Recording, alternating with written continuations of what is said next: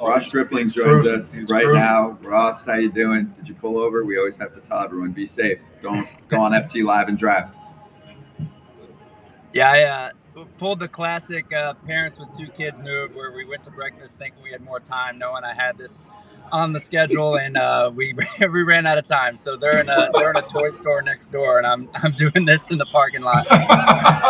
Been there. This was a setup. The kids are like, yo, stall, because he's gonna have to do FT Live in the car. We're gonna get 9 new toys while he's doing Mom this. is definitely gonna buy us something. Well, the one baby doesn't care. Doesn't need any toys.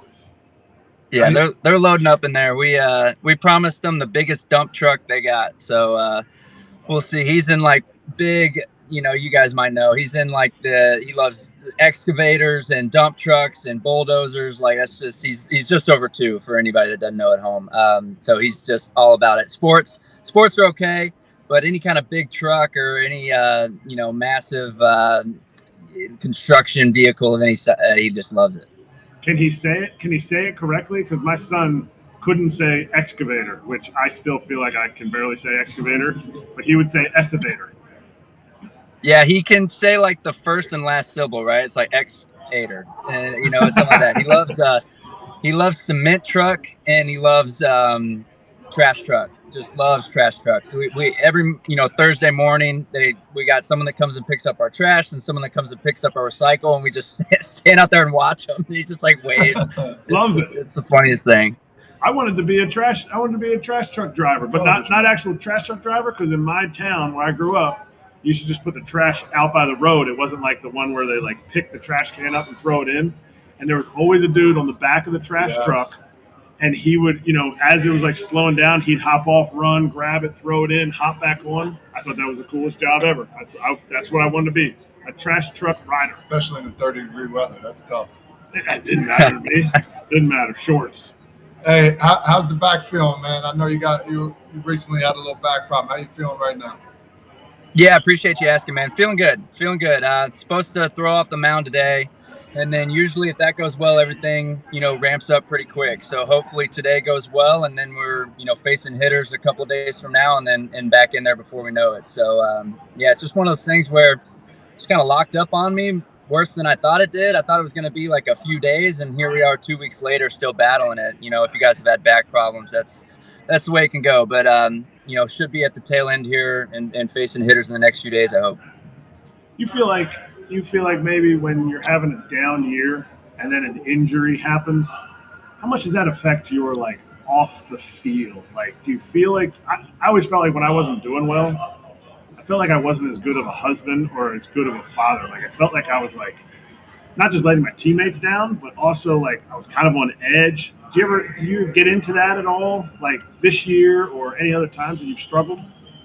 Yeah, 100%, man. Yeah, there's no doubt about that. I mean, when you're struggling, you're not a fun person to be around. I mean, that's just a fact. And I like to think that I'm one of the better ones of leaving it at the field. What's nice is I live in the East Bay, so I got like a 30-minute drive to flush it before I'm home, and my 2-year-old doesn't give a damn what I did on the field, and my wife doesn't really either. I'm on bottles and diapers. It doesn't matter if I put up zeros or gave up 8. But yeah, you like you said, you're just kind of on edge, and then you throw an injury into it. So I was already, kind of having the mental feelings of like, this is a new team. They came and got me free agency, expecting me to help them get over the hump and make the playoffs, and they didn't quite make it last year. And I'm rocking a 7 2 months into the season. Oh, and now I'm hurt. So that kind of stuff weighs on you for sure. So kind of trying to stay positive, saying like, look, I was struggling. I'm going to take this as a mental blow and a physical blow to get right. And I got time because I'm on the IL to get my shit together and get my stuff zoned in. So when I got a bullpen today and some others moving forward where, I can work on some stuff. And that way, when I'm back healthy and facing hitters, I'm in a better spot than where I was before, and hopefully can get guys out at a better clip than I was. So trying to stay positive right now. Now, if I come back and I suck right off the bat, I might be on edge again. So we'll see when we get there. Does your wife call you out? Or do you have somebody else that calls you out when you're like, dude, you're kind of being a drama queen, or like, hey, look, like, suck it up, like I'm grinding away at the house? Do you have somebody like that, or does your wife call you out? No, my wife's awesome. She really is. I mean, as you guys know, your wife has to be so supportive, and then you mix in 2 kids. I mean, they're just the ultimate grinders. Where she will take no crap is like the 4 a.m. feeding, where it's like, no, you're on the IL. You don't have anything going on tomorrow besides some ultrasounds and massages. You can do this feeding. So she'll call me out on that one.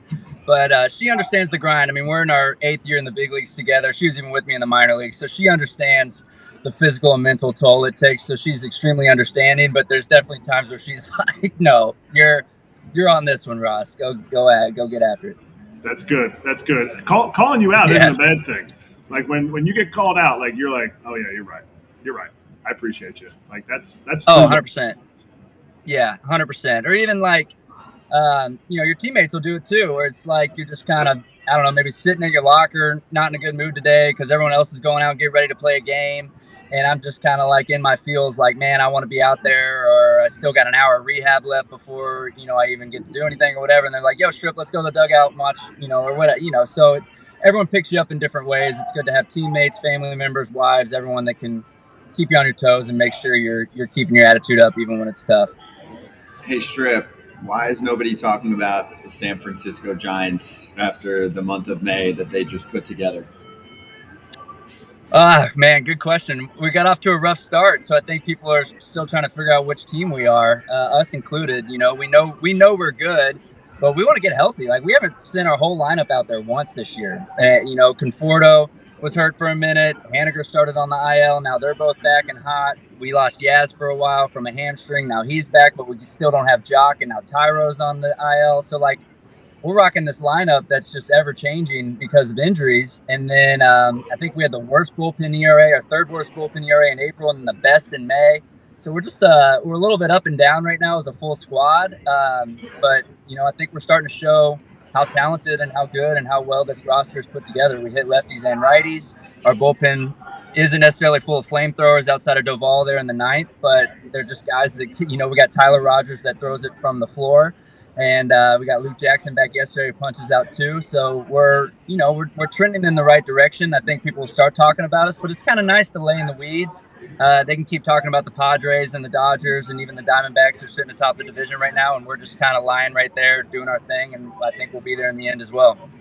I always ask this for position players, like who's the guy you'd want to hit a home run off of on your team? Who do you want to punch out so badly on your team, or have you punched out somebody that's on your team, and do you rub it in their face? So the answer would be Jock. Jock was my AA roommate in Chattanooga, Tennessee back in 2013. I've faced him in live VPs. I've come up him through the minor leagues and faced him like in the COVID spring trainings. We're only inter-squatting ourselves, and he rakes me. He just absolutely rakes me, which is not abnormal. He rakes any righties, especially righties that only throw 92 like me. So I'm just like the ultimate worst matchup for him. So one day, and I haven't faced him in the big leagues because I was a Blue Jay when he was a Brave and a Giant. We didn't face him. So, and obviously he's on my team now. So one day I'll face him, maybe soon, because he's on the IL, I'm on the IL. We might have a live VP matchup. My guess is there'll be like 4 homers, but I might get one punch out in there, and he's definitely going to hear about it. Love that. Amazing. If he does hit a home run off you, like, what do you think he does? I mean, he's Jock. He's full energy. I think he'd pimp it. He doesn't care that we've been friends for 10 years. I think he'd probably bat flip and run halfway to first base and then peel off and get back in the batter's box and try and do it again. And I also want to talk about how you donate money to the Giants Community Fund annually, man. I think that's very gracious of you, and how you give back always to not only community but to other charitable events and stuff like that, foundations. Yeah, so that was a no-brainer. The Giants come to you and say, we like our guys to donate to our charity when we sign them to free agent deals. And, all of these teams have awesome foundations where they do awesome stuff in the community as far as, helping underprivileged kids or underprivileged communities within the city, or building baseball fields, all that kind of stuff. So when they, come to me and say, we'd love for you to give back to us, it's a no-brainer to say yes. And to just say, you guys do what you continue to do. I'd love to be involved anywhere I can. If y'all build a stadium, I'd love to be there to cut the ribbon when we open it, or whatever it is you guys do, keep me in mind. The San Francisco is a giant city where there's a lot of people in need coming out of COVID. I think it's been one of the cities hit the hardest. You drive around here, you see homeless, you see guys and families that are really struggling. So if I can, contribute some of what I've been very privileged to have to those people, it's just an absolute no-brainer. So, appreciate you bringing that up, because I've never been able to give back in a way like that. I've made money in my career, but this is the most I've made. So to, start being able to give back to a community that I'm new to, and try and find some people that I can really help around here for the next 2 years while I'm here is, something that me and my wife and my family definitely want to get involved in. Have you always been able to give back, but just not at the monetary amount that you do now with your new contract? Yeah, so I'm a big reader. I love to read. So in LA, I was basically the face of their quote unquote LA Reads campaign. So maybe twice a month, I would go to elementary schools all around the city of LA and just read to kids, which it used to make me so nervous because I didn't have kids at the time. And I was like, man, I'm going to sound so stupid. These books are so corny. Like, how do I make them fun? I mean, there'd be hundreds of kids waiting for me to read these books. And, and I would get so nervous, but I enjoyed being like kind of the guy that was known for going around the community and reading to kids. And then now with 2 kids, it's so easy. Like, I can just get in there and I can invent a story or a book off the top of my head and entertain those kids for an hour. That's kind of what I've done more in the past is lean towards kids and trying to get into some schools and, I don't know, playing some dodgeball and reading some books and stuff like that. Anxious to see what the Giants use me for. I told them that's probably what my niche is as far as what I think I'm best at, but I'm here to help any way they need me. Now today's Lou Gehrig Day, and have you had any interaction with people that have dealt with ALS, or have you been able to do any kind of like fundraising of any kind? And what does a day like this mean to you that MLB is really celebrating it and bringing it to awareness, and hopefully eventually getting to the point where we can get a cure for ALS? Right. I mean, Lou Gehrig, obviously the face of that awful disease, a man that battled that in the face of adversity where basically the whole world was watching. But think about like what he's brought. I'm sorry if I'm cutting in and out. Can you guys hear and see me? Yeah, you're good. Yep. Okay, cool.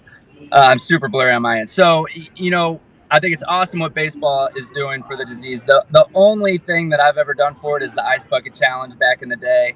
I would love to bring awareness to it more if I can. I tell you where it hits me the hardest was Rich Hill had a son pass away from a rare disease that has no cure, who only got to live a few months of life before that son eventually passed away. And now with 2 kids, I can't imagine something like that. So for anyone that can bring awareness to rare diseases or diseases that don't have cures, so that families don't have to go through such rough times or suffer in any way. I wish we could bring as much attention and money to it as possible to try and help those families. So, a big day around baseball, obviously for what Lou Gehrig went through, but just, think of what he's brought as far as awareness over the time since he suffered from that disease. I think it's pretty amazing. Well said for sure. I know you got some things to do. I know you got the kids there, but we can't leave without you talking about the money, man. We got to talk about the market right now. What I need to put my money into, how we're looking. I haven't talked in a while. Tell you. I know, but he can maybe give me an inkling on like something. a theme in terms of what's going on. What's going on with the economy? Yeah. And I can read you from what I hear. We're here at the casino, so he's lost some money. So I'm so confused. Yeah. My mind's going everywhere. Yeah, now I think about this when I know I'm coming on this show. I'm like, all right, I got to have an answer that's ambiguous, but for age that keeps them interested. You know what, man? It's similar to in 2020 when the pandemic happened and all that tech stuff flew. If it wasn't a cloud company or software as a service, it doubled, right? Everything in the pandemic doubled. If you just said, oh, I'm in the cloud or I'm a software as a service. Now, artificial intelligence. If your company says I'm doing artificial intelligence in any way, it's flying. And honestly, it's almost bringing us single-handedly into a bull market itself, all this AI talk. So, when you think about AI, what do you need to be able to do it? Well, you need fast computing. You need really strong computers. Well, what do you need to fund or to make your computer move faster? You need chips and all that kind of stuff. So that's what we're seeing fly right now. So, Frage, if that's what you're looking for, we might be a little late to the party, but I think it's here to stay in the short term. It might be a bubble, but I think it's still flying in the short term here. I love it. Sounds, I'm just hearing what you're saying, and I'm not saying anything anymore. It's going to replace you eventually, though, just so you know. It's going to replace you eventually. first. No, it's definitely going to replace me. Forget me. I'm out of here. I'm looking for it. I still think the pass line on a craps table might have better odds, though, if you're looking to double your money in a hurry. Hey. He's I'm he's out going of here. right now. I'll see you later. I'm going. See you. Appreciate it. Hey, Ross, great catching up with you, man. Enjoy the fam time. We'll talk to you in a few weeks. Yeah, thanks, guys, as always. See y'all soon. Yes, see you soon. Cheers, man. Heal up.